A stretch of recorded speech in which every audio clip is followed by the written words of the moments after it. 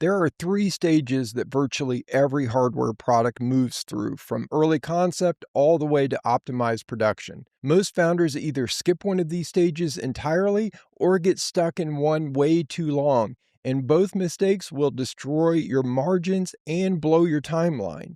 I'm going to show you exactly when to move from a dev kit to a module and to a full custom design, and what it costs you if you get the timing wrong. Hi, I'm John Teal, and I spent over a decade as an IC design engineer at TI. Then I developed and launched my own product into hundreds of retail stores, and now I help others do the same. Okay, let's get started with stage one, development kits. So a development kit is a pre-built evaluation board like an Arduino, Raspberry Pi, ESP32 dev board, or STM32 Nucleo. And these boards let you test hardware and firmware concepts quickly without designing a custom PCB. This is where almost every product should start, and this is commonly called a proof of concept prototype. You're validating your concept, testing firmware logic, and trying to move fast without spending a fortune on custom circuit board design. Dev kits are also great for demonstrations, whether you're showing functionality to investors, early customers,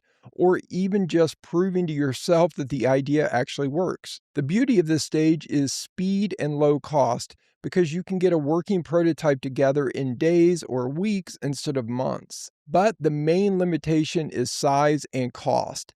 If your product has any meaningful size constraint, like a wearable device, a compact sensor, or anything that needs to fit inside a specific enclosure, well, then a dev kit probably won't get you there. You can make it functional, but you can't make it look or feel like a real product, and you definitely can't ship it to customers in that form for most products. It's too big, too exposed, and it's not designed at all for manufacturing. You can demo it, but you can't put it on a shelf or ship it to a customer who expects a finished product. But in some cases, if your product's form factor allows it and the price supports it, you can sometimes run a limited release paid pilot using dev kit based units with a small group of early adopters. Even if you're losing money on each unit, you're getting honest feedback from people who are actually using the product in their environment, and not just people telling you that your product looks cool.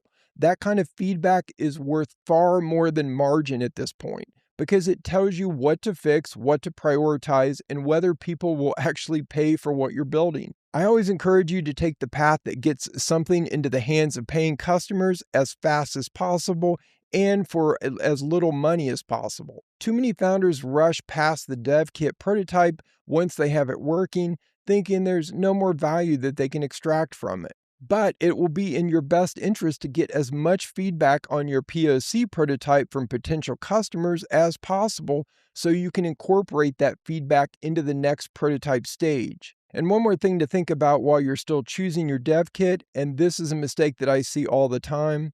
A lot of people just grab an Arduino for their dev kit prototype because it's easy to get started with, and that makes sense for learning. But Arduino doesn't give you a clean upgrade path to production because there's no Arduino module or Arduino chip that's a good fit for production. But when it's time to move to stage two, you're basically starting over with a new platform, new programming environment, and new firmware. A much better approach is to pick a platform from the start that has a clear path through all three stages. For example, if you go with an ESP32, you can start with the ESP32 dev kit in stage one, move to an ESP32 module in stage two, and then if you ever reach the volume to justify it, you can move to a bare ESP32 chip-based design in stage 3. The same is true for platforms like the NRF52 or STM32. They also offer dev kits, modules, and bare chips, so you can move through each stage without throwing away your firmware and starting from scratch. So the signal that you're ready to leave stage one is when the dev kit is either too large for your target form factor, or you've validated your concept and need to start reducing unit cost and improving manufacturability. If you want the full roadmap from idea through each of these stages all the way to launch, I put together a free guide called The Ultimate Guide to Develop and Launch Your Product. Links in the description below, or you can scan this QR code. Now it's time to move on to stage two, modules. A module is a pre-certified, production-ready subassembly that typically combines a microcontroller or a microprocessor with RF circuitry, memory, and power management all in a compact shielded package. Think ESP32 modules, Nordic NRF modules, U-Blox GPS modules, or the Raspberry Pi compute module. This stage is the right move when your product is too small for a dev kit, when it includes any kind of wireless connectivity like Bluetooth, Wi-Fi, or cellular, or when you're using a microprocessor and you don't want to deal with complex DDR memory layout and high-speed signal integrity. One of the biggest advantages of modules, though, is certification. They typically come pre-certified for FCC and CE on the RF portion, which saves you a huge amount of time and money compared to designing and certifying your own wireless custom circuit from scratch.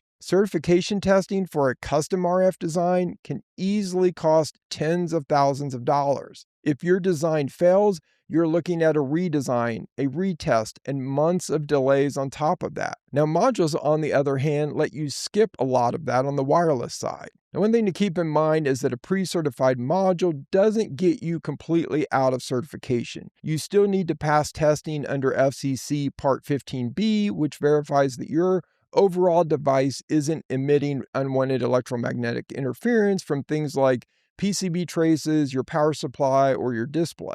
That testing typically runs a few $1,000s, which is a lot more manageable than the $15,000 or more you'd spend on intentional radiator testing if you were designing a fully custom wireless circuit. However, keep in mind that cost isn't the only factor. Sometimes, even at lower volumes, you have to go fully custom because a module simply won't fit in a tiny wearable or highly space-constrained devices. Many founders want to jump straight from a dev kit to a full custom design because they think modules are too expensive per unit.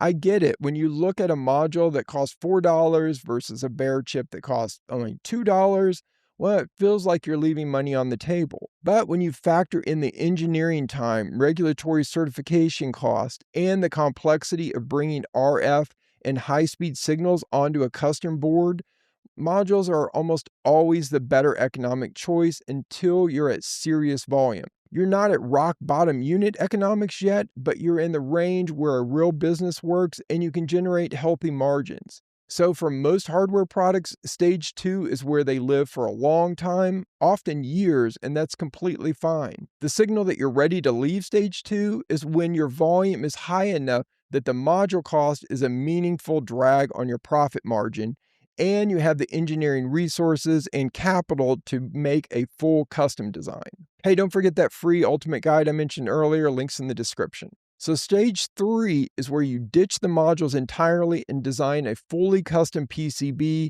sourcing the microcontroller or microprocessor chip directly and handling your own RF design if your product needs wireless. This stage makes sense when you're producing at volumes where the module cost is materially hurting your margins, which is typically tens of thousands of units and up, or when you need size or performance optimization that modules simply can't deliver. But going from a module-based design to a full custom board isn't just a PCB redesign. It means new regulatory certification, including FCC, CE, and potentially others, on your complete design, including in any RF circuitry that you're now responsible for. That process is expensive and time-consuming, and those costs absolutely have to be factored into your unit price calculation before you commit. You also take on significant new design complexity. If your product has wireless, well, you're now responsible for the antenna design, impedance matching, and tuning of the antenna,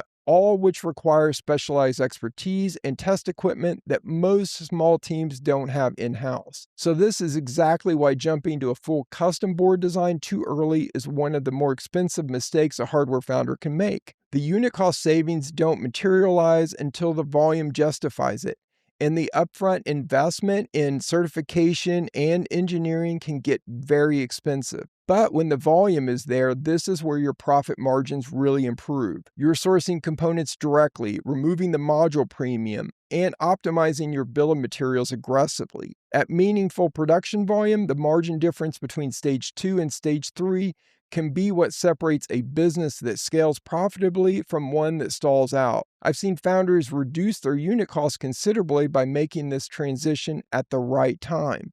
But I've also seen founders spend way too much time and money on a custom design that they didn't really need yet, and that money would have been better spent on marketing or inventory. So while this is the path to the highest margins, it's also where the highest risk lives. This is why you don't do it until the market has already proven your product. Now, if you want expert guidance moving your product through these development stages, you can get that from me and other experienced engineers inside the Hardware Academy or in my private mentoring program. Hey, if you found this video helpful, then you'll want to watch this one next, which is all about the unexpected costs that come after the prototype.